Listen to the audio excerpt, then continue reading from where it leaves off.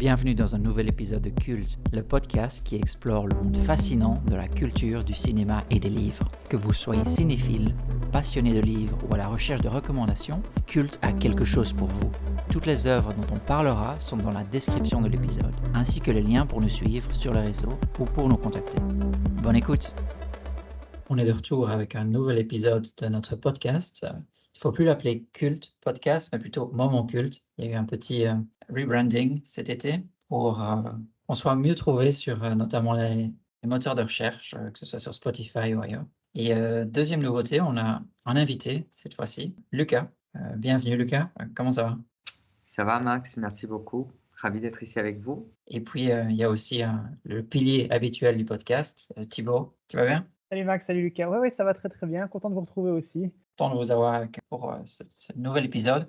Aujourd'hui, on va se concentrer sur un nouveau thème, évidemment. On a décidé de parler d'identité, identité multiple, mais aussi de masques. On peut imaginer des masques qui tombent, des personnes qui se révèlent au fil d'une œuvre, que ce soit un film, un livre, peut-être même des œuvres plastiques. Donc, on aura l'occasion d'entendre Lucas aussi sur plusieurs œuvres. Et alors, pour commencer, j'ai un problème avec en fait l'œuvre dont j'aimerais parler là maintenant. Et le problème, c'est que je ne peux pas la nommer. Parce que le faire, ce serait briser une promesse implicite. Et c'est une promesse d'un groupe qui est plutôt tourné vers le combat, vers la violence, le dépassement de soi. C'est une sorte de société secrète, si on veut.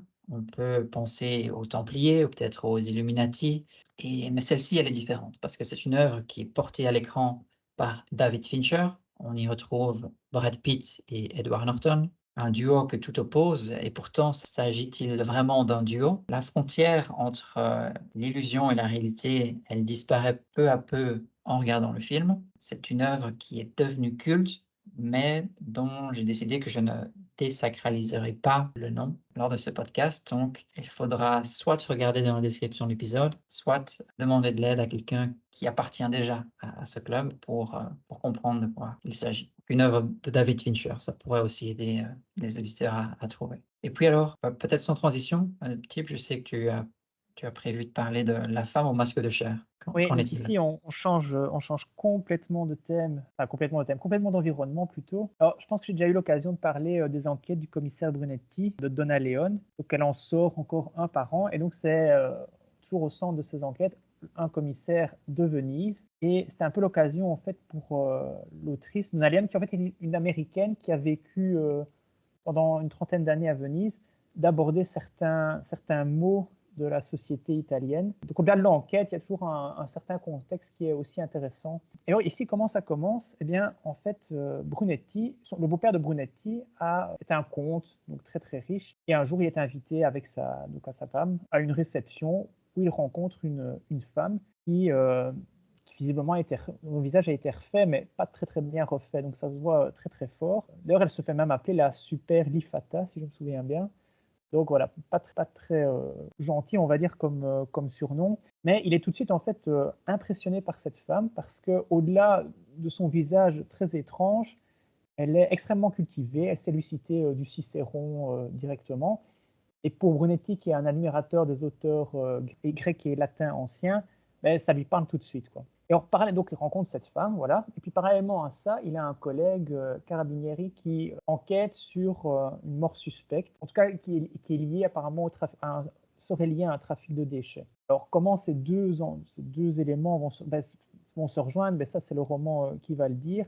Mais donc c'est surtout au-delà de l'enquête, comme je le disais, l'occasion pour l'autrice d'évoquer ici le problème donc, de la gestion des déchets et en particulier du fait que la mafia en fait imprègne complètement ce domaine et qu'il y a énormément d'abus, de déchets qui ne sont pas traités, de la pollution, etc. Et tout ça évidemment grâce à de la corruption. Donc ça ne se limite pas à l'enquête qui en soi est intéressante. Et ce qui est chouette aussi chez Donna Leon, c'est qu'on n'a pas des personnages stéréotypés. On n'a pas un commissaire qui est tout en bougon, etc. En fait, c'est un homme tout à fait normal. C'est toujours ce qu'elle a voulu créer. Donc on a un homme qui est marié à une femme qui est prof d'UNIF, qui a 2 enfants, ils se retrouvent à table, ils mangent, etc. Et comme je crois l'avoir déjà dit aussi, ce qui est chouette dans les Donna Leon, c'est qu'on a, comme elle aime la cuisine, bon, on a beaucoup de descriptions aussi des repas qui sont pris, et donc ça donne toujours aussi un peu faim, qui tranche peut-être un peu avec ce côté gestion des déchets qui là pour le coup est assez catastrophique. Et ça me rappelle, parce que tu parles de gestion des déchets, de la mafia, il y a un lien qui, si on parle de série télévisée qui est plutôt logique, c'est la série Soprano, qui est une série anglaise dans le New Jersey aux États-Unis, où on voit que le chef de la mafia locale prétend aussi faire partie de la gestion des déchets, waste management, alors que c'est ça en fait sa couverture, parce qu'après cela, plutôt il a un club de striptease, quelques restaurants, trafic de biens, surtout aux douanes, mais c'est aussi utilisé comme couverture. Ce qu'il essaie de vendre à ses enfants et à son entourage. Et alors, parce qu'ici on parlait de masques de chair, je pense Lucas que tu as quelque chose à évoquer avec nous au sujet de masques également. Oui, donc pour enchaîner cette idée de masque de chair, moi j'ai choisi d'abord vous parler de La piel que habito de Almodovar, sorti en 2011. Ce film est donc un thriller psychologique centré sur la vie d'un chirurgien plasticien joué par Antonio Banderas, obsédé en fait par la création d'une peau synthétique parfaite après la mort de sa femme qui a été brûlée dans un accident très violent. Donc on voit que le personnage retient comme prisonnière une autre femme, Vera, jouée par Elena Anaya, qui l'utilise comme sujet de ses expériences scientifiques. Et au fil du film, on comprend finalement que cette dite Vera est en réalité Vincent, un jeune homme qui a été capturé par ses chirurgiens et opéré en guise de vengeance pour le viol de sa fille, Norma. Donc en fait, il capture Vicente, il le transforme en femme par un procédé, une série d'opérations modifiant non seulement son corps, mais aussi son identité. Et le film traite donc de thèmes comme vengeance, transformation, contrôle psychologique, tout en exposant les limites et les dangers de la manipulation.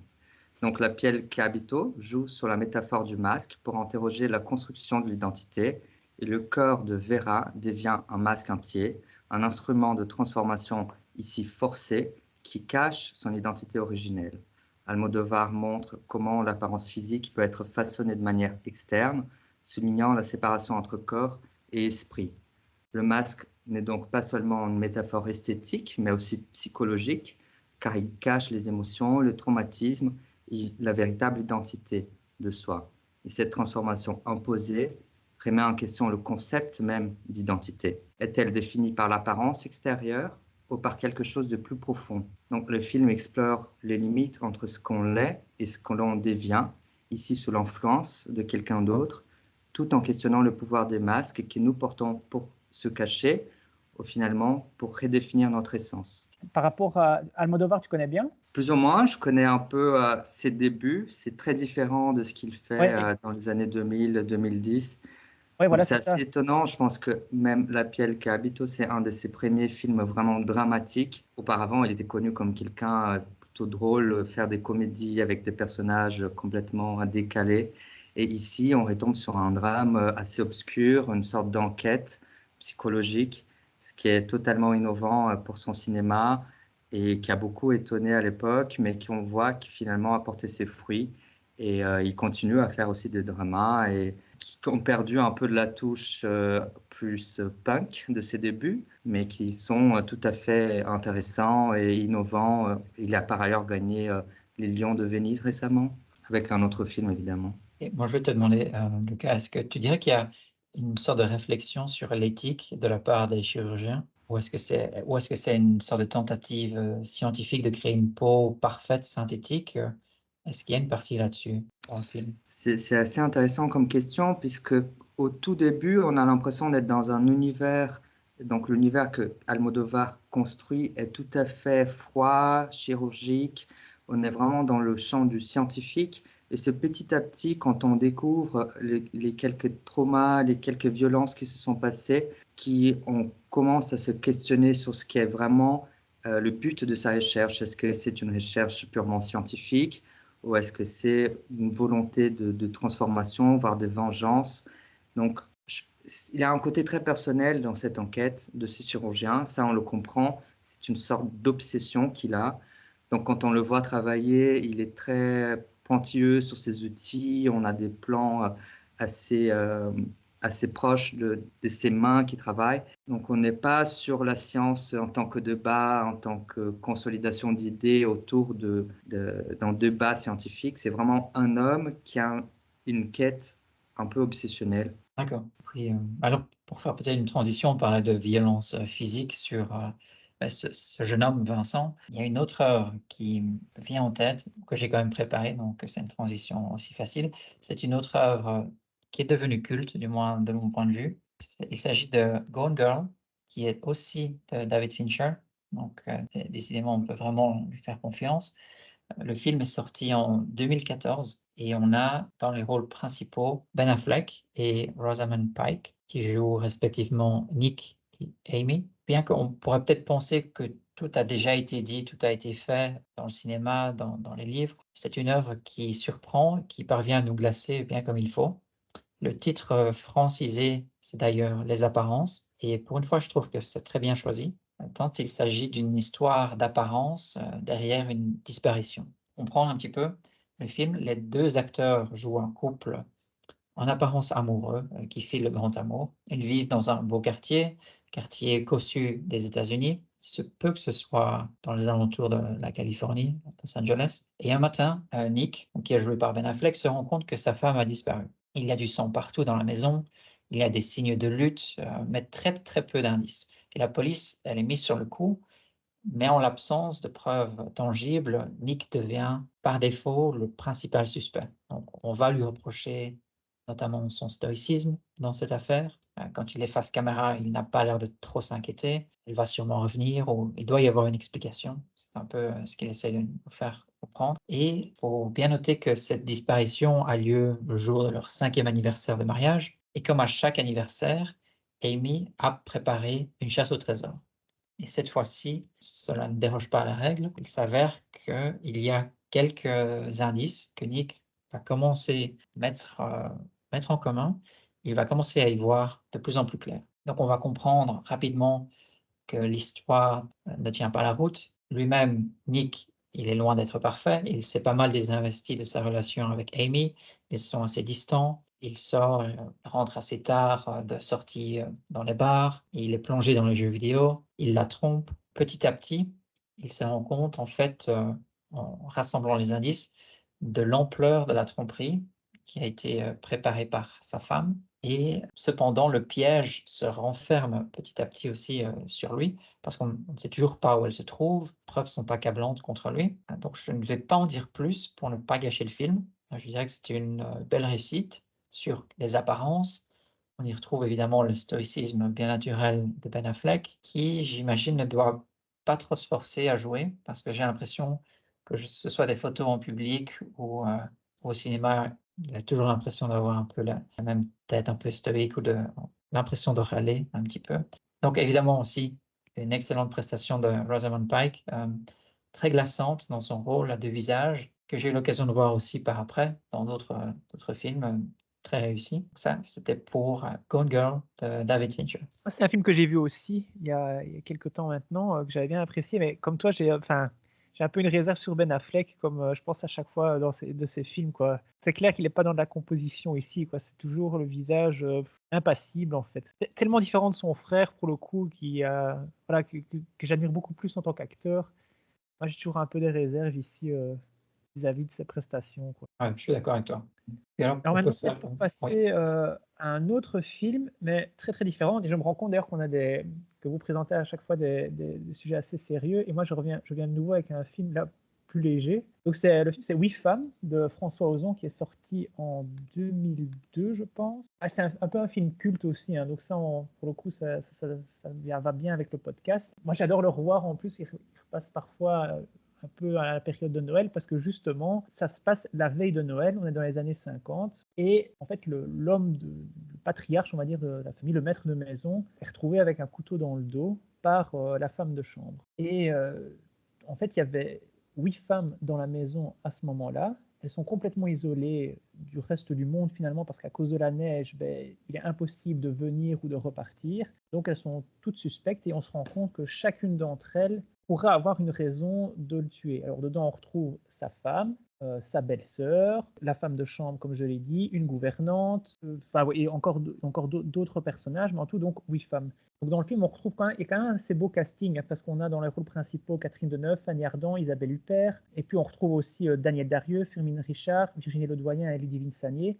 Donc déjà, belle prestation de toutes ces femmes. Et alors, ce qui est particulier aussi, c'est que il y a pas d'homme en fait dans le film. Le seul moment où on voit l'homme en question, puisqu'en fait on l'enferme dans sa chambre, on le voit juste de dos et avec un couteau dans le dos, si je me souviens bien, mais c'est tout. Ce qui est particulier dans le film aussi, c'est que le réalisateur, c'est François Ozon. François Ozon, un cinéaste très prolifique, puisqu'il sort quasiment un film par an. Il en fait un peu, au-delà du suspense, une comédie musicale aussi, parce que chacune de ces femmes va à un moment interpréter une chanson. Chanson qui la représente assez bien, alors certaines, on va dire, au ton plus léger, et d'autres carrément plus dramatiques.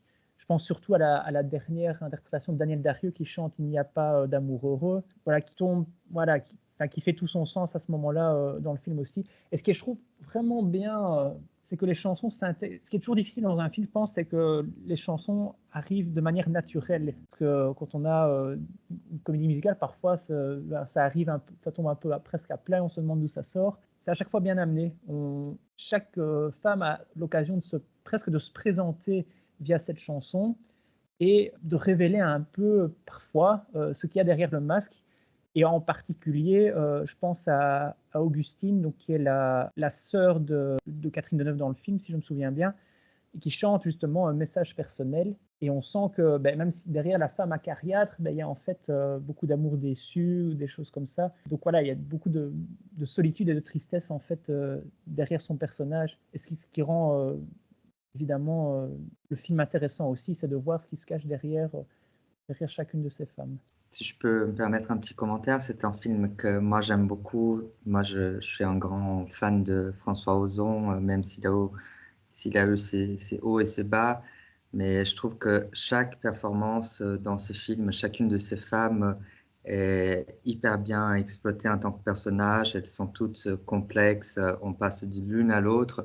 Et on a l'impression de redécouvrir le crime entièrement. Et c'est une énorme prouesse de réalisation aussi, puisqu'il dirige ces grandes actrices du cinéma français d'une façon assez impressionnante. C'est vraiment chacune d'entre elles a une prestation assez bluffante. Et le fait que ce soit une comédie musicale, ça fait que le film est effectivement un film un peu plus léger qu'une simple enquête ou certains films un peu plus sombres de François Ozon. Mais le sujet de l'enquête, il l'a exploité aussi plus tardivement, même avec Mon Crime en 2023, je ne sais pas si vous l'avez vu, où on a encore une fois ces deux femmes, pour le coup, c'est pas 8, et deux femmes qui se battent pour voir qui aurait commis un meurtre à nouveau. Tout à fait, tout à fait. Et d'ailleurs, est-ce que tu pourrais recommander un film d'Ozon? Ton préféré, ce sera lequel? Mais non, en tout cas, j'en ai vu quand même quelques-uns maintenant. Mais moi, j'aimerais bien aller voir surtout celui qui est sorti il n'y a pas longtemps, en fait. C'est Quand vient l'automne, si je me souviens bien. Et c'est avec Oui. Hélène Vincent dans le rôle principal et Josiane Balasco. Et donc là pour le coup, il donne encore le rôle principal à des femmes, et en l'occurrence, des femmes qu'on n'a pas l'habitude de voir dans un rôle principal habituellement, parce que souvent le cinéma les trouve trop vieilles. En particulier Hélène Vincent, qui a rarement eu un rôle, je ne sais même pas si elle a déjà eu un rôle principal au cinéma en fait. Je ne connais pas assez bien sa carrière, mais voilà. Donc moi, si j'ai plus de recommandations à en faire là tout de suite parce que c'est possible, c'est d'aller voir le film qui est sorti ici très récemment. D'accord. Et toi, Lucas, une préférence? Moi, j'ai découvert Ozon en 2013 avec Jeune et Jolie. C'était un film, moi je sortais un peu de mon adolescence, j'avais 17-18 ans à l'époque. C'est un film qui m'a beaucoup surpris puisqu'il traite d'un sujet un peu tabou, puisque c'est une jeune femme qui se prostitue, une jeune femme qui a de l'argent, et elle le fait un peu par plaisir. D'ailleurs, c'était un peu une polémique à l'époque. Ça m'a beaucoup impressionné par sa façon de construire des personnages complexes, sans pour autant que les films soient hyper lourds ou difficiles à comprendre. Ce sont des films extrêmement accessibles, avec des acteurs et des actrices qui jouent bien. C'est du cinéma français pour moi de grande qualité, sans que ce soit du cinéma français trop centré sur soi-même ou trop compliqué. D'accord. Okay. Mais alors, on peut rester dans le cinéma français avec le film que tu as préparé? On peut rester sur le cinéma français et même sur la comédie musicale, puisque moi je vais vous présenter Emilia Pérez, un film beaucoup plus récent, donc qui est sorti cette année-ci, en 2024, qui a été présenté au Festival de Cannes et qui a été par ailleurs doublement primé au Festival de Cannes avec le prix du public, mais aussi le prix d'interprétation féminine qui a été de façon assez originale partagé par l'ensemble des actrices du film, avec notamment Carla Sofia Gascon, une femme trans, mais aussi Selena Gomez, une actrice beaucoup plus connue. Et le film a par ailleurs été désigné pour représenter la France aux Oscars en 2025. Il rencontre tout à fait un succès des critiques, mais aussi un succès de popularité, puisque le bouche à oreille fait que le film reste encore en salle, alors que ça fait plus de 2 mois qu'il est sorti en France en tout cas. Et donc c'est un mélange d'un thriller dramatique et d'une comédie musicale, comme je disais, où ça peut paraître surprenant, mais la musique vient adoucir la dureté du récit. Et vous allez comprendre, puisque le film raconte en réalité l'histoire d'un cartel mexicain qui est toute sa vie emprisonné dans cette violence et dans ce monde de secrets, et qui garde lui-même un grand secret, peut-être le plus grand de sa vie, c'est qu'il a toujours été une femme. Donc, dans une opération soigneusement planifiée, il simule sa propre mort, la mort de ce personnage en tant qu'homme, pour réapparaître sous une nouvelle identité, celle d'une femme, celle qu'elle a toujours été. Donc, ce parcours de transition, accompagné d'un désir de se rapprocher de sa femme et de ses enfants, laissés derrière lui ou elle, interroge profondément la question de l'identité, non seulement l'identité personnelle, mais aussi familiale et sociale de ces personnages qui est double et qui essaie de retrouver sa famille laissée derrière. Le film traite donc de la transition et de l'identité sous une approche sensible, soulignant la manière dont notre corps et notre apparence façonnent aussi nos interactions avec les autres. Et bien que la notion de masque en tant que telle ne soit pas directement exploitée, l'idée d'adopter une nouvelle identité pour survivre et pour s'épanouir résonne fortement avec la métaphore. Et le personnage principal, autrefois chef impitoyable, évolue vers un être en quête de réconciliation avec soi et avec ses proches. Et sa transformation n'est pas seulement physique, donc, mais aussi émotionnelle, avec cette rupture avec la violence et un passage vers une vie beaucoup plus empreinte d'humanité. J'en dis pas beaucoup plus, c'est un film qu'il faut vraiment voir, avec cette réalisation de Jacques Audiard qui, encore une fois, réussit à transmettre de thèmes extrêmement difficiles comme ici le manque, la parentalité, le désir, la peur, le secret.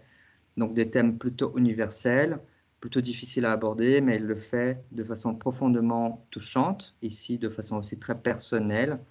Et son film a toutes ses chances pour les Oscars à venir, et on espère peut-être un Oscar pour la France. Est-ce que tu dirais que dans le film, on voit le personnage principal passer à travers différents événements qui vont pousser cette personne à passer le pas? Est-ce qu'on voit qu'il y a un moment où la personne se dit, c'en est trop, j'en ai assez de ce milieu de violence et je vais passer à autre chose, des événements marquants?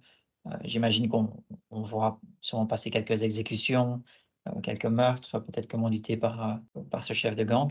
Est-ce qu'il y a des événements comme ça qui suggèrent que c'est la goutte qui a fait déborder le vase, par exemple? Alors c'est effectivement intéressant puisqu'on peut se poser, et la question est plus ou moins suggérée dans le film, que ce serait une transformation en fait pour fuir ce monde ou alors pour se cacher de la police ou d'une enquête. Mais au fait pas du tout. On voit un peu ce personnage, comment il a souffert de ce monde, qu'il est né dedans finalement, qu'il n'a pas d'autre choix, mais qu'il a toujours ressenti qu'il n'était pas dans son véritable corps. Et le film, finalement, on le voit sous l'angle de son avocate. Donc je ne sais pas si on peut dire que c'est le personnage principal. Ce sont quand même 3 femmes qui se partagent un rôle assez majeur dans le film. Mais cette avocate, c'est la personne qui va l'aider dans cette transition, puisque comme il simule sa mort, il a besoin d'un tierce qui va s'occuper des détails pour lui. Et donc, cette avocate, c'est un peu notre point de vue à nous, aux spectateurs. Et on commence avec elle, et elle se fait en fait kidnapper, puisqu'elle ne peut pas rentrer dans cette quête de façon assez légère, puisqu'une fois qu'on est engagé, c'est un peu comme l'espionnage, une fois qu'on est engagé dans une sorte d'organisation, c'est difficile de s'en sortir en fait. Donc la façon dont elle rentre dans l'histoire est un peu violente. Donc tout de suite, on est posé dans cet univers. Et quand on voit ces chefs de cartel, on se pose la question, pourquoi finalement ce changement? Mais finalement, avec aussi cette musique qui est plutôt douce, qui t'oblige un peu à se poser des questions plutôt que de juger, fait en sorte que tu comprends son cheminement, même si tu connais pas tous les détails. Et voilà. D'accord, ok. Je pensais d'ailleurs, tu parlais simplement enfin, tu parlais du fait que cette personne passe ou essaye de quitter le milieu de la violence. Et du coup, je ne sais pas pourquoi, je pense directement au film Le Parrain, les 3 volets. On voit qu'à partir du 2e ou 3e volet, Al Pacino, donc le parrain en lui-même, essaye de se détacher de ce milieu de la violence parce qu'il en a assez. Il a perdu plusieurs de ses fils et en fait, il a tout perdu. Il est stressé et il y a aussi un changement d'appétit au risque vis-à-vis du risque au fil des années. Après avoir déjà fait le tour un peu du business, on voit qu'il en a assez. C'est ça qui m'est venu. Et alors, là, on peut peut-être passer à la prochaine œuvre, c'est Mr. Robot. C'est une série créée en 2015 par Sam Esmail, j'espère bien prononcer. Et là, on va suivre un jeune homme qui est plutôt solitaire, qui est introverti, qui rumine pas mal ses idées, qui est très autocentré. C'est Elliot Anderson. Et il est joué par Rami Malek, qu'on connaît. C'est d'ailleurs une série qui a donné un beaucoup de pouce à Rami Malek, à sa popularité, même si on le connaissait déjà avant cela. Et Elliot Anderson, c'est un personnage à multiples facettes. Donc, le jour, il est ingénieur en cybersécurité dans une multinationale. Je dirais même qu'il s'agit d'une entreprise qui va au-delà d'une multinationale parce qu'elle a un rôle qui est presque étatique, de par sa présence et sa puissance, que ce soit de manière du point de vue financier ou technologique.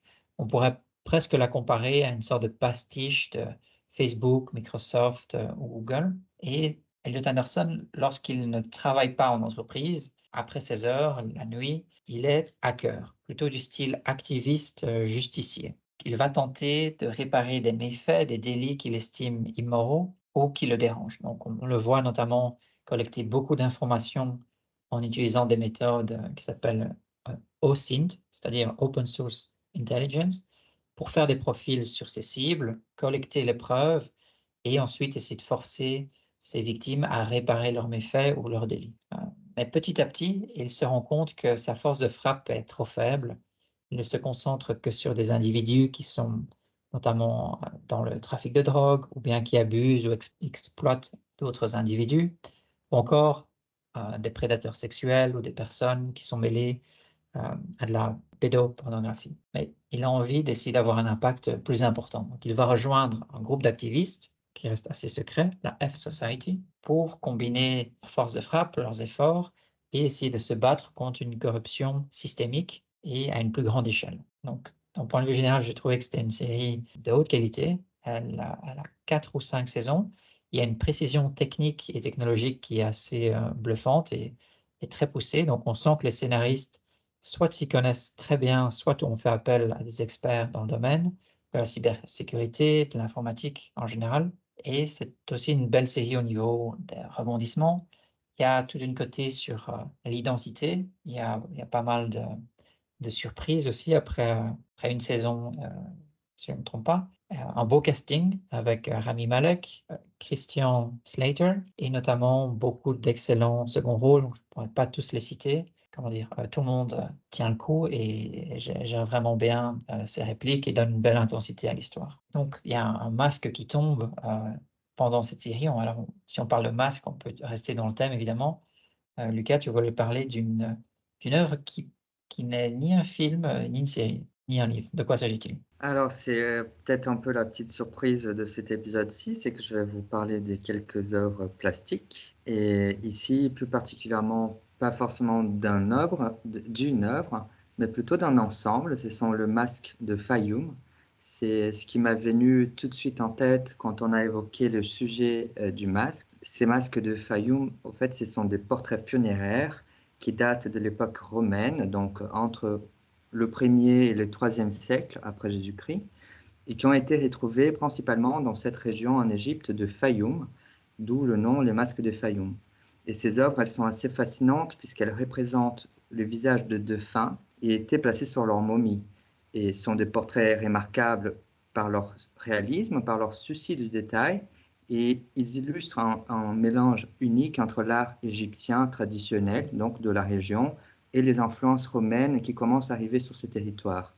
Donc c'est une fusion artistique et culturelle unique où le pratique funéraire rencontre ces techniques gréco-romaines. Et ces masques, en fait, ce sont pas seulement des objets religieux ou esthétiques, mais des représentations symboliques de la personne destinées à préserver son identité dans l'au-delà. Donc pour ça qu'elles étaient placées sur le défunt et sur les momies. Et le réalisme de ces portraits, puisque sont considérés les premiers portraits qu'on connaît, premiers portraits peints, ce réalisme permet aux défunts d'être reconnus, entre guillemets, par les divinités et de maintenir un lien avec leurs proches après la mort.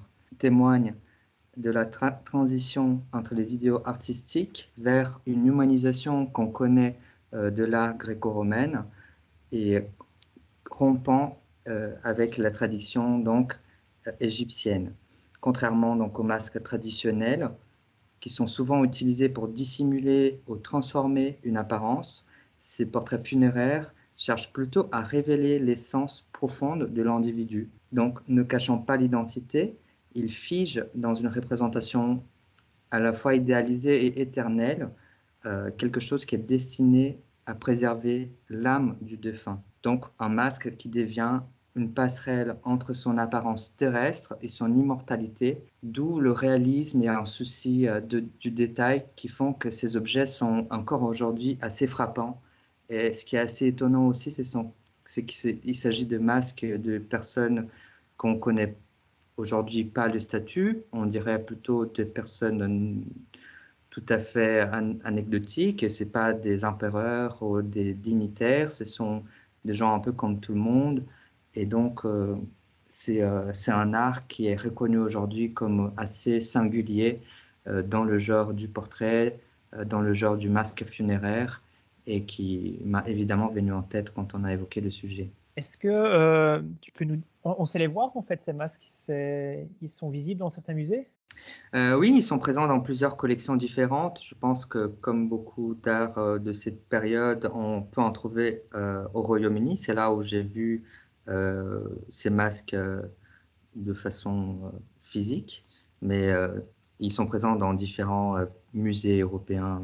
Je ne suis pas sûr qu'il y en ait en France, peut-être au musée du Louvre, mais Et donc, on pourrait dire que ces masques c'était assez culturel à l'époque d'avoir ce masque en tant que citoyen de la classe moyenne ou aisée. C'est une version plus abordable qu'un sarcophage. J'imagine qu'il y a aussi une représentation en partie du visage. Est-ce qu'il y a une sorte quelles sont les hypothèses là-dessus?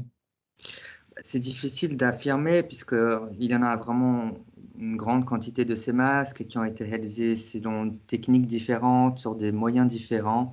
Ce qu'on sait, c'est qu'ils se trouvent un peu dans cette région. Et ce souci du réalisme qui est assez présent, donc qui a permis d'émettre certaines hypothèses, dont celle de conserver à la fois un portrait idéalisé de la personne, et ces soucis aussi de communiquer avec l'au-delà qui reste quand même de l'héritage de l'art traditionnel égyptien. Et je vous invite vraiment à chercher ces portraits puisqu'ils sont ils sont assez puissants en fait. C'est souvent des personnages qui nous regardent droit dans les yeux et il y a quelque chose qui évoque leur présence, leur chair, la façon dont c'est peint, le souci du réalisme aussi qu'on retrouve dans l'art gréco-romain. Euh, voilà, c'est difficile d'affirmer précisément qui a été peint. C'est quand même des portraits qui commencent à dater, mais comme on voit une certaine pluralité dans le profil, on s'est dit que c'était plutôt une tradition répandue. D'accord. Très, très intéressant. Je ne connaissais pas personnellement, donc je regarderai. Alors, on peut rester en Orient. Thibaut, je sais que tu avais un livre que tu voulais présenter. Oui, on va vraiment se décaler plutôt vers l'Iran ici, en l'occurrence.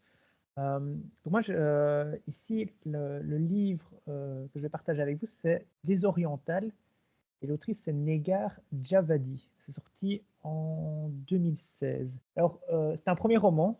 Il commence en fait avec la personnage principale qui s'appelle Kimia. Elle est dans une salle d'attente d'hôpital en attente d'une fécondation in vitro.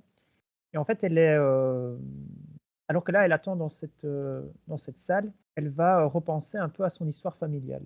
Parce qu'en fait, c'est une exilée. Depuis 10 ans, elle vit en France, mais auparavant, donc, elle est née en Iran, d'où toute sa famille est originaire. Famille qui était en fait opposée, enfin, qui sont des opposants, un peu des opposants politiques, d'abord au Shah d'Iran, et puis plus tard à l'ayatollah Khomeini. Alors, c'est l'occasion en fait pour l'autrice d'évoquer à la fois l'histoire personnelle et familiale de qui elle est aujourd'hui, et en même temps, c'est aussi l'histoire de l'Iran en même temps. Moi, j'ai appris déjà plein de choses, donc à titre personnel, je le dis, parce que en attendant, je pense ici en Occident, un peu, j'avais l'impression en tout cas qu'on idéalisait un peu la période d'avant Khomeini, puisque maintenant l'Iran, c'est une dictature, c'est une théocratie, etc. Mais en fait, avant, c'était pas spécialement mieux. Simplement, le Shah était peut-être soutenu par justement les régimes occidentaux, mais on enfermait aussi les gens pour leurs opinions. Donc voilà, on n'était pas du tout dans. Je pense qu'on idéalise un peu beaucoup la période d'avant la révolution islamique. Mais surtout, le roman ne parle pas que de ça. Hein. Je dis, c'est surtout il est surtout question de quête d'identité et d'exil. Parce que cette jeune femme, ben justement, pourquoi est-ce qu'elle se retrouve justement à devoir faire une fécondation in vitro? Ben ça, on va seulement l'apprendre plus tard dans le roman. Qu'est-ce qui fait qu'elle est, voilà, ce qu'elle est aujourd'hui? Ben, ça s'explique notamment par cette histoire familiale, par cette histoire, cette grande histoire. Le roman, en fait, a obtenu le prix Première en 2017, donc il récompense une première œuvre. Il a aussi été cité dans les 20 meilleurs livres de l'année selon le magazine Lire, donc ça s'est fait remarquer vraiment très très fort. Et je dois dire que moi j'étais assez bluffé par la maîtrise narrative du roman, parce que donc l'autrice jongle comme ça entre plusieurs périodes et revient de temps en temps au présent avec, voilà, avec une grande facilité, sans que ce soit artificiel. Ça évoque beaucoup de choses et très très bien écrit. On peut peut-être préciser aussi qu'en fait, Negar Javadi, elle est scénariste de formation. Ça se ressent, je pense, un peu dans le roman, puisque dans ce côté articulation des différentes époques, ben, voilà, c'est maîtrisé, ben, sans doute aussi grâce à son métier. Et enfin, moi c'est vraiment, je répète, j'étais bluffé. Pour moi, c'est vraiment un chef-d'œuvre en fait. C'est d'autant plus remarquable d'arriver à cette maîtrise avec un premier roman. Je pense que c'est quelque chose quand même d'assez rare. Alors, on se pose aussi toujours la question, puisque ben, l'autrice d'origine iranienne, tiens, est-ce qu'elle s'est inspirée de son histoire familiale? Est-ce que c'est sa propre histoire? Est-ce que c'est autobiographique? Puisque ben, elle aussi, elle est née en Iran, elle aussi, elle a été exilée. Là, elle aussi, ses parents étaient des intellectuels opposants. Alors, certes, il y a des éléments qui sont inspirés de sa propre vie, mais ce n'est pas son histoire. Ça, c'est assez clair, elle l'a précisé.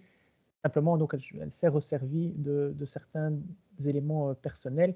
Et je pense que c'est important aussi à mentionner parce que souvent, dans les premiers romans, on a tendance à parler, enfin, on retrouve quand même beaucoup d'histoires familiales où on parle de soi, et ça manque souvent justement de recul.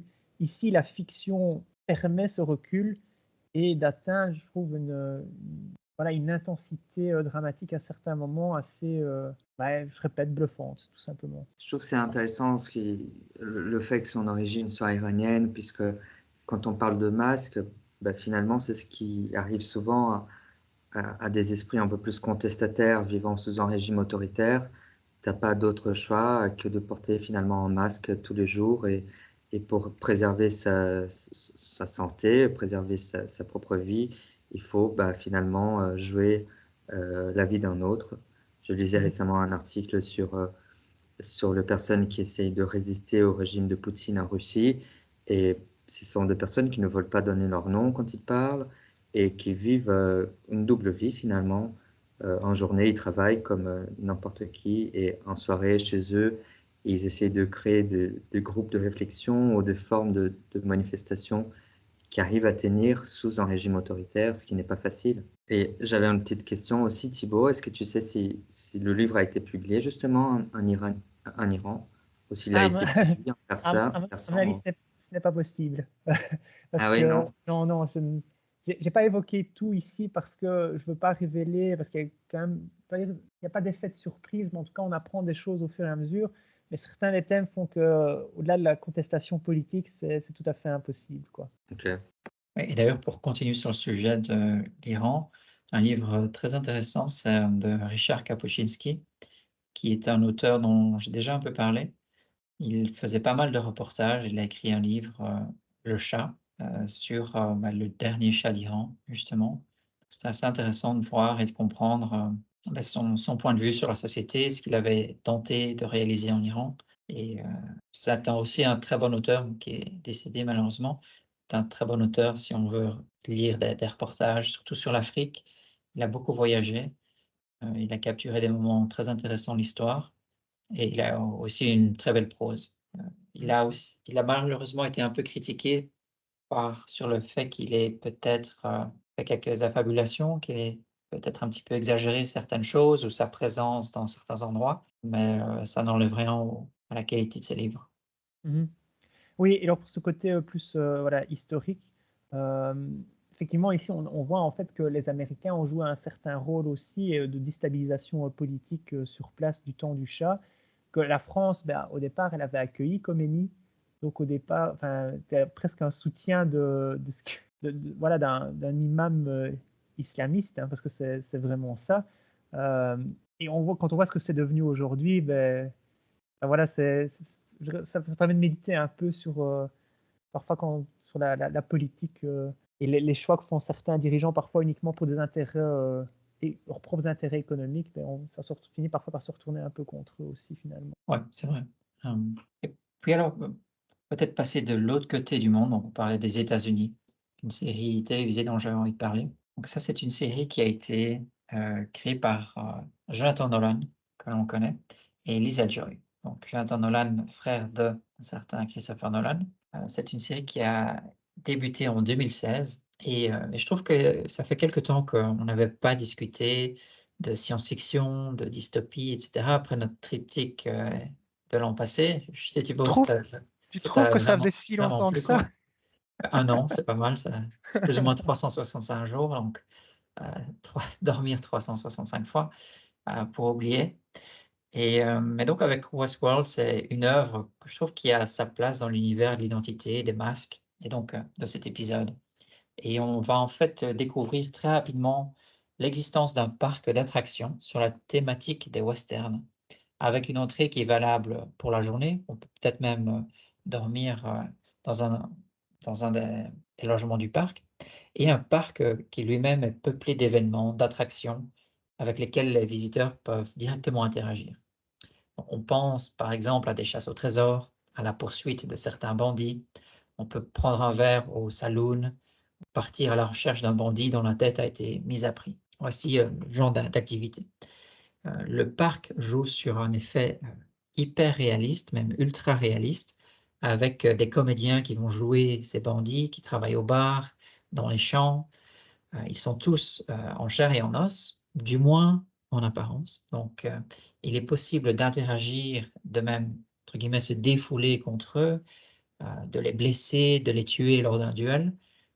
Mais comment est-ce possible? Donc, on comprend petit à petit, après quelques épisodes, assez rapidement, donc c'est pas vraiment un spoiler, on va comprendre que cet environnement western qui est plutôt archaïque, ce désert, ce saloon, derrière tout cela se trouve une entreprise technologique qui est parvenue à créer des robots très avancés. Et donc, ces robots sont programmés pour ne pas mettre en danger la vie des visiteurs. Ils doivent se soumettre à tous leurs caprices, endurer des insultes, de la violence, tout cela sans broncher. Et chaque soir, ils sont réparés, mis à jour. Il existe, on analyse un petit peu en temps réel les interactions quand il y a un bug, et il existe plusieurs copies par personnage, donc il est possible, si un robot a été un petit peu amoché et qu'il ne sera pas prêt pour le lendemain, il est possible de prendre sa copie qui est d'un personnage bien défini et de le remettre à disposition dans le parc assez rapidement. Mais comme on va rapidement découvrir, des problèmes commencent lorsque l'on se rend compte que certains backups sont, entre guillemets, corrompus. Il y a des remises à zéro journalières qui sont un peu fautives. Et tout cela, ça introduit une sorte de changement graduel de comportement, une sorte d'évolution des robots, si on veut, s'il fallait comparer avec les êtres humains ou simplement le vivant. Et ça apporte un changement graduel de comportement dans le parc de robots de ce parc d'attractions. Donc, c'est une série intéressante sur l'identité avec quelques retournements ou surprises à partir de la fin de la première saison, la deuxième saison. Il y a peut-être juste un problème au niveau des droits de cette série. C'était au départ sur HBO, une plateforme très connue, et puis ça a été racheté, où ils ont vendu la franchise à un autre studio qui ne parvient pas vraiment à donner des licences à d'autres plateformes. Du coup, c'est un peu tombé dans l'oubli, et je pense que ça a un petit peu aussi ralenti le développement de la série. Ils ont perdu pas mal de fans aussi par le coup. Ça, c'est pour Westworld, que je peux Et quand donc, même recommander. théoriquement, c'est toujours en production alors, même pas. Je ne sais pas où ils en sont. Il doit au moins y avoir 4 saisons. Mais je n'ai plus trop suivi. Je me suis arrêté à la deuxième, troisième saison quand ça a disparu de HBO. Mais donc, et ces deux premières saisons, elles sont encore visibles ou même pas? Non, tout a disparu. Mais ça a été revendu par HBO, donc ça a disparu de leur plateforme, malheureusement. Et maintenant, c'est sur une plateforme bien différente. Ça pourrait être Peacock ou autre chose, mais c'est plus qui. Peut-être même plutôt une sorte de studio aux États-Unis, genre la chaîne ABC, quelque chose comme ça. Ça s'est arrêté en 2022, apparemment. Je pourrais pas dire qui possède les droits, mais ça se trouve assez facilement sur Internet. Ça, c'était pour Westworld. Avec, je vois au casting en second rôle, apparemment même Vincent Cassel est passé dire bonjour à Aaron Paul, qu'on connaît de Breaking Bad. Un visage qu'on voit de plus en plus, qui a joué dans un James Bond récemment, Jeffrey Wright, qui te dit peut-être quelque chose, qui joue un des rôles principaux, en fait. Non, mais par contre, Sitz Babette Knudsen qui tourne beaucoup aussi. Ouais, donc pas mal de. Mais assez intéressant. Et prenons Anthony Hopkins, je l'oubliais, qui joue un rôle assez important aussi dans la série. Donc il y a du beau monde, beaucoup de noms et de visages que j'ai déjà vus ou que je reconnais. Mais un problème oui, de droit qui plombe un peu la série, j'ai l'impression. Qui a plombé la série. Très bien, mais je propose qu'on reste aux États-Unis. Alors, par contre, oui, je ne vais pas parler de science-fiction, vous vous en doutez bien. Ici, c'est un roman qui s'appelle Trust de Hernan Diaz. Alors, en français, il est sorti en 2023, mais je pense qu'aux États-Unis aussi. En tout cas, ça a reçu le prix Pulitzer, donc une des plus grandes distinctions littéraires. Alors, le roman, il est divisé en 4 parties. La première partie, ça raconte l'histoire d'un homme qui s'appelle Benjamin Rask, qui fait fortune vraiment dans la finance et donc on est dans les années 20 tout d'abord. Et très vite, en fait, la Grande Dépression va arriver. Et lui, pendant cette Grande Dépression, il va vraiment jouer à contre-courant et donc continuer à gagner un argent absolument dingue et devenir très très riche. Et ce gars-là, en fait, était extrêmement doué en mathématiques et en fait, parvient à vraiment trouver tous les trucs et ficelles, puisque bon, à l'époque, il n'y a pas d'informatique, hein, il faut encore le rappeler. Donc, pour la bourse, ils avaient encore des téléscripteurs. Moi, j'ai appris ce mot-là parce que je ne connaissais pas du tout. J'espère ne pas me tromper de terme. Mais en tout cas, c'était quelque chose de très, très, très différent d'aujourd'hui. Et donc, voilà, c'est un peu l'histoire comme presque d'un rêve américain. Puis, il va se marier avec une femme. Et voilà. La deuxième partie commence presque de la même manière, parce que là, ça s'appelle Ma vie. Alors, on a l'impression que ça raconte la même histoire, sauf que la personne ici s'appelle autrement, s'appelle Andrew. Mais il y a quand même des éléments qui sont différents. C'est raconté à la première personne. Voilà, donc on est quand même un peu perturbé. Il va falloir un peu de temps de comprendre que, en fait, on parle de la même personne, sauf que c'est raconté par une personne différente, visiblement. Dans la troisième et quatrième partie, on aura un peu les points de vue d'autres personnages. Et ce qui nous permet en fait de se poser vraiment beaucoup de questions, c'est où est la réalité finalement dans tout ça, et qui est ce personnage, ce Benjamin ou ce Andrew. La question voilà, de l'identité de cette personne est vraiment posée, et c'est assez bien maîtrisé finalement, parce qu'au début on est très très perturbé, et puis on s'amuse presque à repérer les différences, et finalement ouais, à voir... voilà, au-delà de ça, au-delà de ce côté d'identité, c'est aussi, tiens, presque une critique aussi un peu du monde de l'argent, de ce rêve américain qui n'en est pas finalement un. Donc voilà, j'ai eu ça, je pense, cette année encore. Comme je dis, j'avais été au départ assez perturbé, mais Comment est-ce que tu as découvert ce titre-là? perçu. Ah, Je tu pense l'as que reçu. j'ai reçu. Ouais, ouais, ouais. Et j'aime bien, ce n'est un secret ce n'est plus un secret pour personne, en tout cas pour ceux qui nous suivent. J'aime beaucoup la littérature américaine, donc on a tendance à m'offrir souvent des romans américains et voilà, dont la construction est aussi en général assez ambitieuse. Moi, c'est ce que j'aime beaucoup. C'est le cas ici, justement. D'accord. Et puis alors, je vais juste caser rapidement un livre d'un autre auteur américain, Paul Auster, malheureusement, qui nous a quittés en avril dernier. C'est Léviathan de Paul Auster. Je pense que ce livre est sorti, je n'ai C'est un pas de la ces date, derniers, mais c'est un de ces derniers, je pense. oui, je pense bien.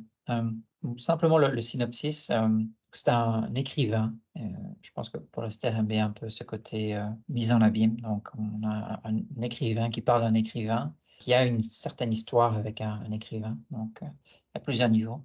Et cet écrivain, donc le narrateur, découvre un peu par hasard un fait divers dans le journal. Un homme s'est fait exploser. Il ne reste pas grand-chose de lui, qu'une voiture au bord d'une route, un peu au milieu d'un désert aux États-Unis. Et il y a un numéro de téléphone dans le portefeuille de cet homme disparu.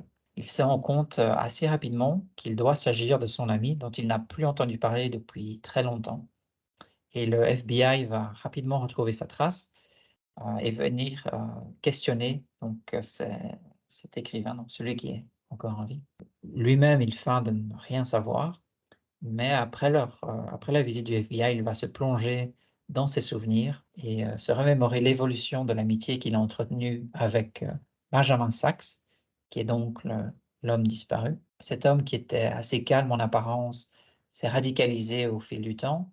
Il s'est révolté contre un monde, ce monde qui l'entoure, et un petit peu l'image de l'Amérique qu'il avait commencé à détester. Une transformation que très peu ont vu venir. C'est arrivé petit à petit. Lui, pardon, le narrateur, il a commencé à aussi un petit peu à tenir la distance, à se séparer de Benjamin Sachs. Ils ont eu quelques disputes. Le masque de son ami est tombé et le voilà, vu et reconnu comme étant à un certain moment ennemi public numéro un, étant donné qu'il avait commencé à préparer des bombes artisanales.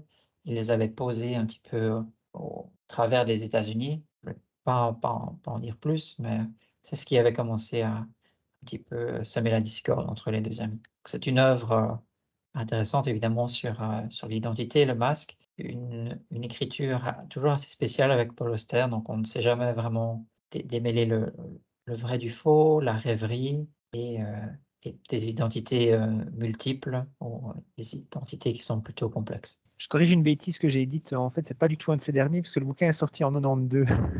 Oui, j'étais plus sûr, je pourrais pas dire, je sais qu'il y a 4-3-2-1 qui est sorti un Oui, peu c'est plus plutôt, récemment. effectivement, donc j'ai vraiment dit n'importe quoi.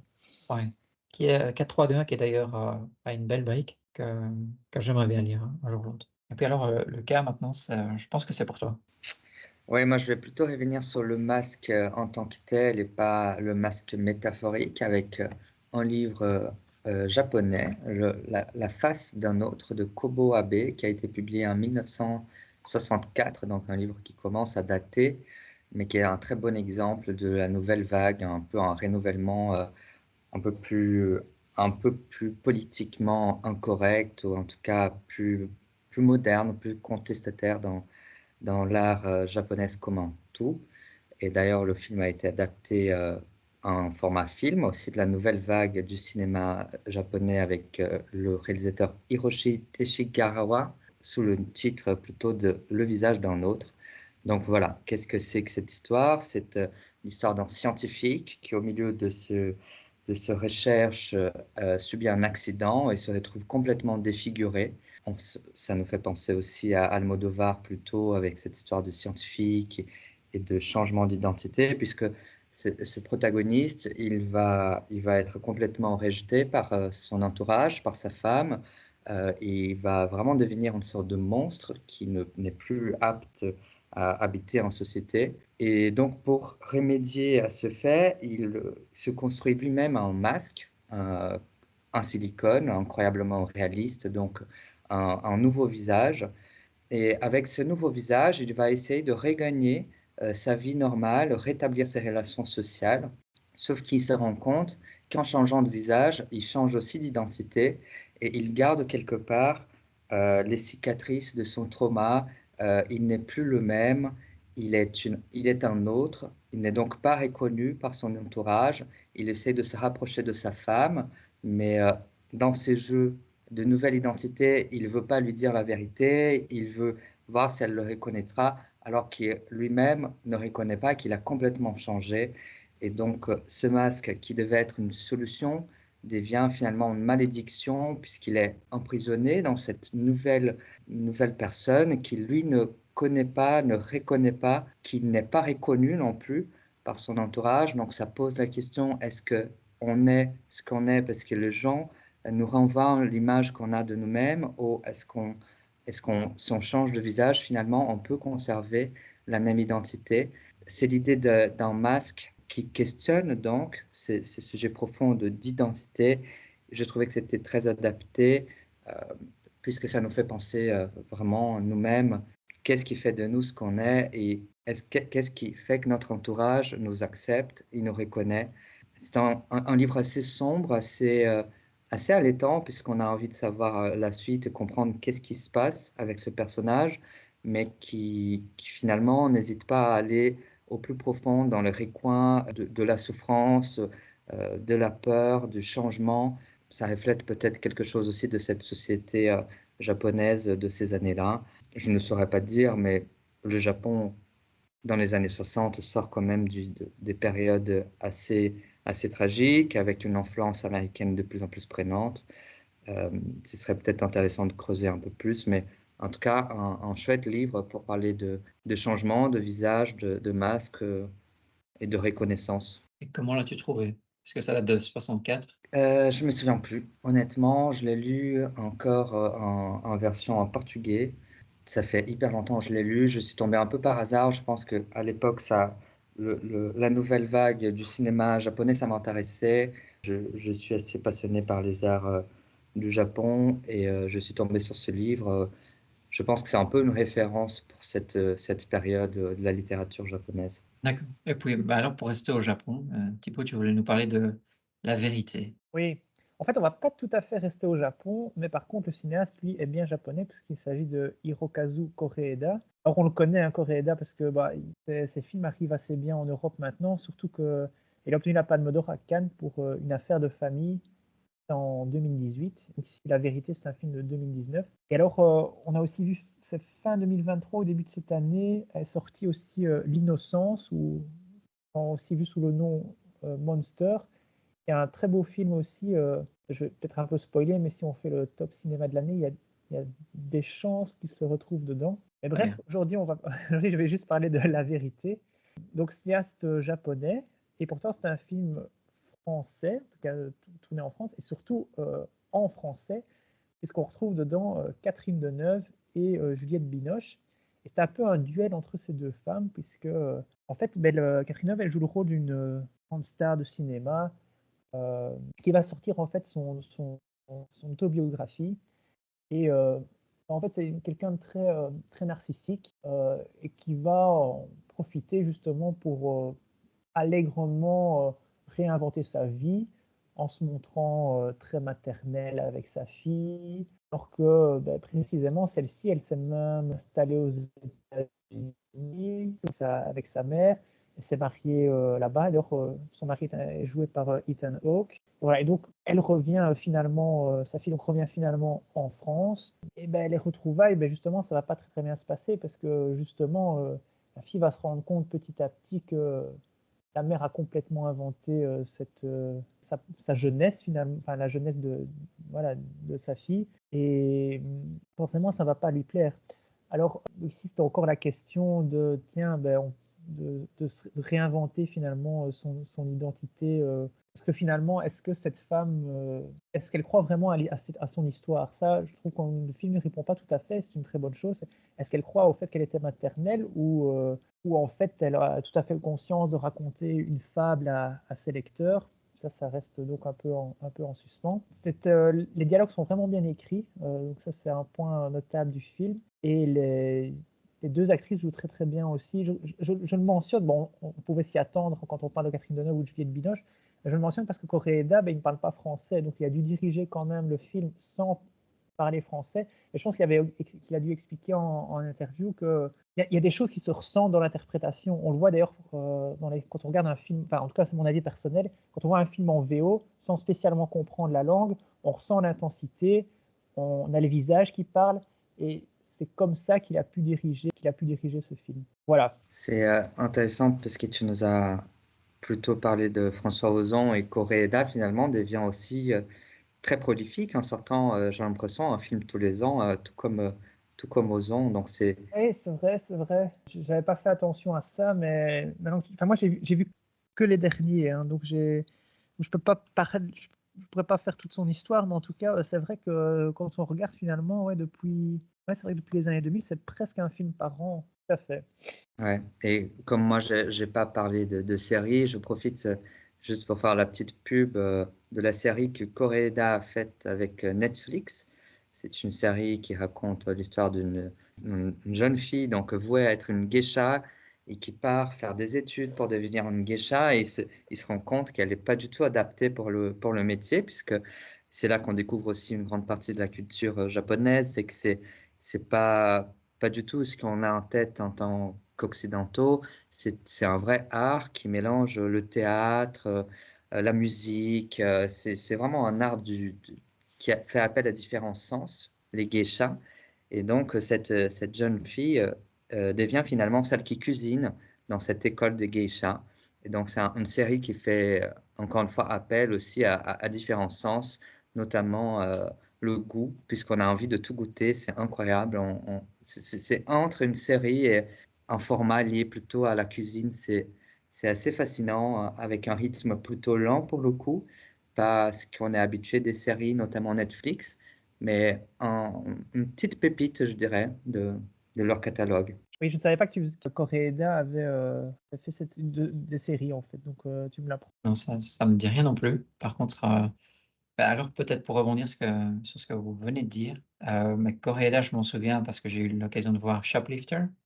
Et puis ce que tu racontais, Lucas, sur les geishas, je me souviens avoir lu le livre, je ne me trompe pas, de Yasunari Kawabata. On avait fait un épisode sur les nouvelles et il y avait Pays de neige où on comprend un peu la thématique des geishas qui, historiquement, sont surtout des dames de compagnie qui sont censées être très fortes pour les arts de la parole, de la conversation, le théâtre, la danse. C'est intéressant de comprendre en fait l'origine historique du terme et la profession. Je reviens un peu sur les arts plastiques et je fais un grand saut dans le temps, puisque j'aimerais vous parler de deux artistes contemporains, une femme et un homme. La première, donc Cindy Sherman, une artiste américaine née en 54 en New Jersey. Et contrairement donc, de ce qu'on avait vu avec le portrait peint à Fayoum en Égypte au tout premier siècle, qui cherchait à capturer l'essence et l'identité d'un individu, Cindy Sherman, en fait, elle fait tout le contraire.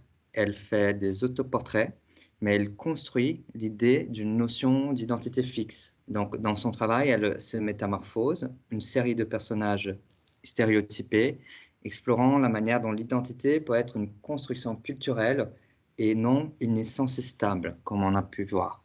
Donc, elle se déguise, elle se maquille, s'approprie des rôles issus de la société, des médias ou de l'histoire de l'art et se transforme sans cesse. Et cette approche questionne donc la notion de portrait, de l'autoportrait, et reflète réellement une vérité, reflète sur la vérité du sujet représenté. Donc je vais essayer de vous décrire un des clichés. Je vais prendre un cliché célèbre de l'artiste, Untitled Film Still 17 de 78 au 78, qui est souvent cité donc, pour son esthétique marquante et son commentaire sur les stéréotypes féminins. Donc, dans ce cliché, en noir et blanc, Sherman se met en scène, c'est toujours des autoportraits comme je vous disais, et elle se met en scène ici comme une femme urbaine des années 50, debout, au coin d'une rue. Elle porte un trench coat et un foulard, ses cheveux sont impeccablement coiffés.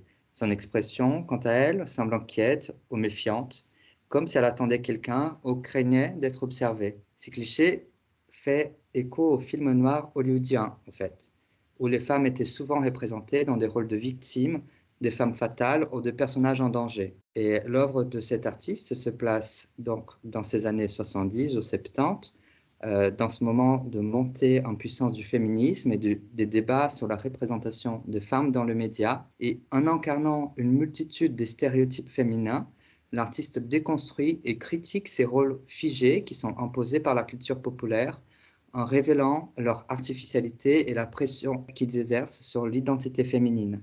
Et donc, par cette œuvre, Sherman a contribué à redéfinir l'autoportrait en art contemporain en le transformant en un espace de performance et de critique sociale qui nous rappelle aussi que nous tous, on joue un rôle, une performance selon le masque qu'on choisit de porter chaque jour. Tu veux bien rappeler le titre de l'œuvre? Parce que du coup, j'aimerais bien voir la photo. Mais tu C'est l'as Untitled Film Still, donc comment dire, une capture d'un film sans titre, numéro 17. C'est toute une série, au fait, cette série Untitled Film Still, c'est une série qui est donc dédiée à cette esthétique plus hollywoodienne. Et c'est une de ses premières séries qu'elle a réalisées quand elle est arrivée à New York. C'est assez intéressant et c'est assez représentatif de ce qui va être toute son œuvre par la suite, puisqu'elle va sans cesse donc questionner la représentation des femmes.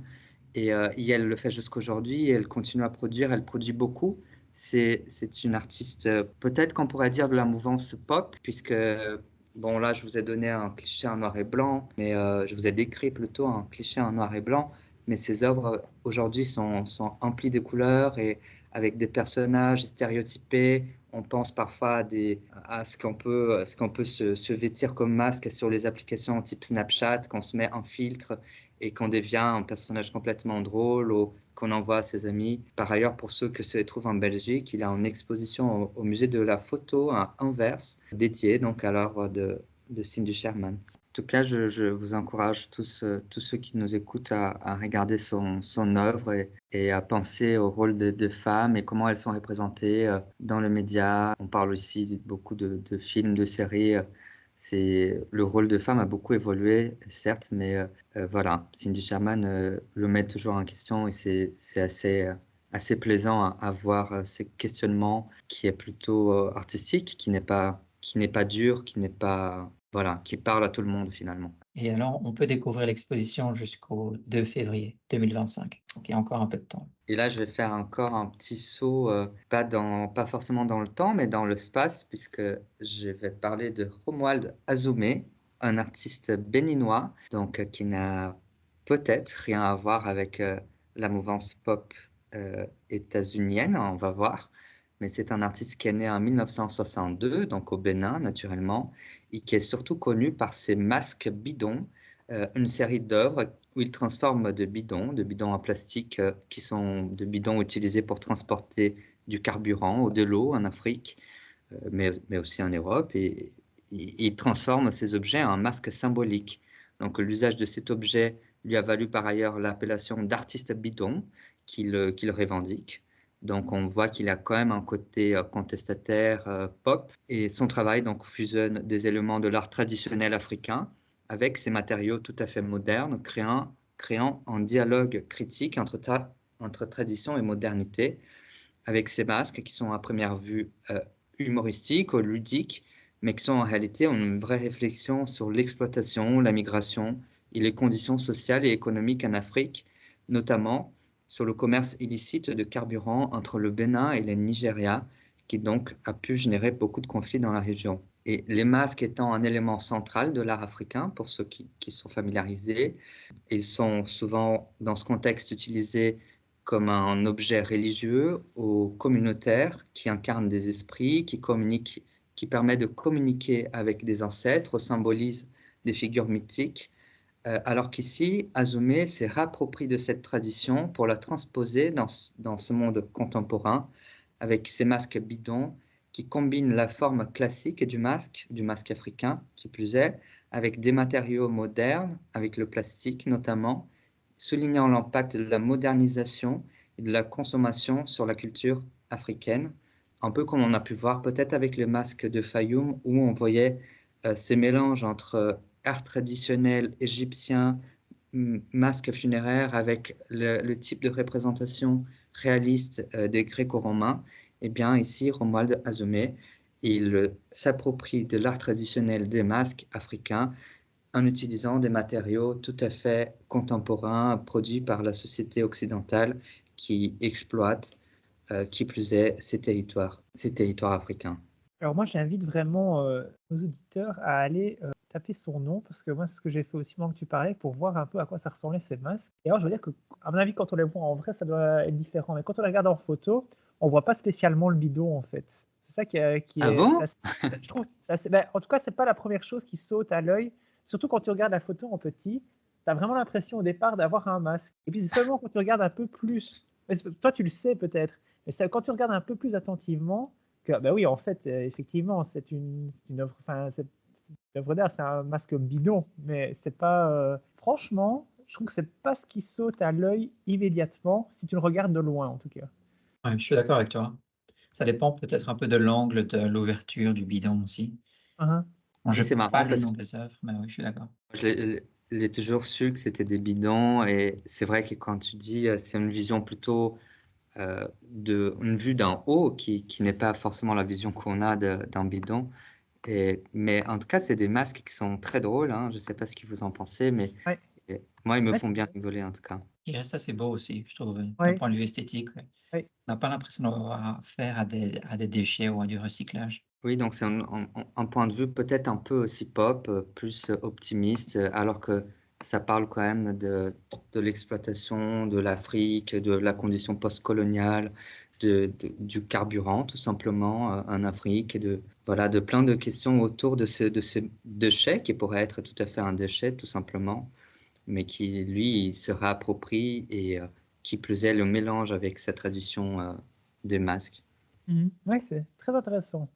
Et puis alors, on peut peut-être terminer sur le portrait de Dorian Gray d'Oscar Wilde, un livre qui a été publié pour la première fois en 1890, si je ne me trompe pas. Une histoire assez connue, un classique de la littérature, avec, c'est en fait une histoire d'obsession, un reflet, tel un miroir. Sauf qu'ici, c'est un reflet ou une sorte de miroir plutôt fait de pigments et de gouache. On est dans le Londres de la fin du 19e avec Dorian, un jeune homme exceptionnellement beau, dont on fait les louanges. Il en profite bien, il a son fan club, il vit la belle vie. Et il est donc très conscient de sa beauté, de son aisance dans la société. Un peintre local parvient à le convaincre de se faire tirer le portrait. Et Dorian, lui, est plutôt satisfait du résultat. Il le garde, je pense que c'est dans sa chambre, dans la pièce de séjour. Il l'observe, il s'admire en fait dans ce portrait. Et lors d'une rencontre avec un lord, il va mentionner cette nouvelle acquisition et suggérer que la vie serait bien plus agréable si son portrait vieillissait à sa place pour que lui puisse garder sa jeunesse et sa beauté. Petit à petit, en fait, le souhait de Dorian va en fait prendre vie. Donc lui, il va se lancer dans tous les excès. Il va être influencé par un lord local et mener une sorte de vie d'hédoniste, plein d'excès, reniant toute considération morale. À chaque fois qu'il rentrera chez lui, il observera avec effroi que ce portrait, qui au début était un miroir plutôt au sens littéral, se transforme petit à petit en miroir de son âme, son vrai visage en fait, qui représente sa moralité ou son manque de moralité et tous ses excès. Et tout cela le poussant petit à petit vers la folie. Est-ce que ça vous parle, Thibaut? Je sais que tu l'avais lu, mais pas préparé forcément. Je, En tout Ça cas, je tente. suis sûr d'en avoir lu une version peut-être réduite en anglais. Je pense pour l'école, vous avez fait un peu. Moi, c'est comme ça que je connais surtout l'histoire. Voilà, donc j'en ai un souvenir relativement lointain C'est un grand classique, donc forcément on connaît l'histoire, mais malheureusement je ne pourrais pas en dire plus. Moi, je sais que c'est un grand classique, mais que je n'ai toujours pas lu, donc je le garde pour la retraite. Mais quand tu racontais l'histoire, ça m'a fait écho, ça m'a fait penser au film qui va bientôt sortir ici en Belgique, The Substance. Je ne sais pas si vous avez entendu parler, mais c'est un film qui était aussi à Cannes cette année et qui parle encore une fois de cette obsession pour la beauté. Euh, qui plus est, cette obsession américaine et hollywoodienne de la beauté, où les femmes, une fois qu'elles deviennent un peu plus âgées, elles sont tout à fait rejetées par le milieu du cinéma et des séries, etc. Donc, moi, je n'ai pas encore vu le film, mais ça raconte l'histoire d'une actrice qui commence à vieillir et qui découvre en fait qu'il y a une substance qui la permet de rajeunir. Et voilà, il aura des abus de cette substance, etc. Moi, je ne connais pas tous les tenants et aboutissants de l'histoire, mais en tout cas, ça me rappelle ce que tu disais de cette obsession pour la beauté. Et c'est un film qui a l'air d'être peut-être un petit chef-d'œuvre, puisque ça a gagné quand même le prix de scénario à Cannes. Et quand on regarde la bande-annonce, on voit que ça sort un peu du lot, c'est un peu très acide comme esthétique. Et moi, j'ai hâte de pouvoir le voir. Peut-être qu'on aura l'occasion d'en reparler, mais je commande en tout cas la bande-annonce. C'est Et noté. du coup, c'est un film tourné en anglais? Ouais, c'est un film américain. D'accord. La réalisatrice s'appelle Coralie Fargett. Moi, je la connaissais pas, mais elle a réalisé Revenge en 2017 et Beyond Blood en 2018, si ça parle à quelqu'un. Pas trop, mais c'est une belle recommandation à nouveau. Ah, Euh, petite découverte, elle est née à Paris finalement, son prénom le suggérait peut-être un petit peu. Coralie, Ouais. effectivement. Donc, on a fait déjà un beau premier tour sur l'identité et les masques.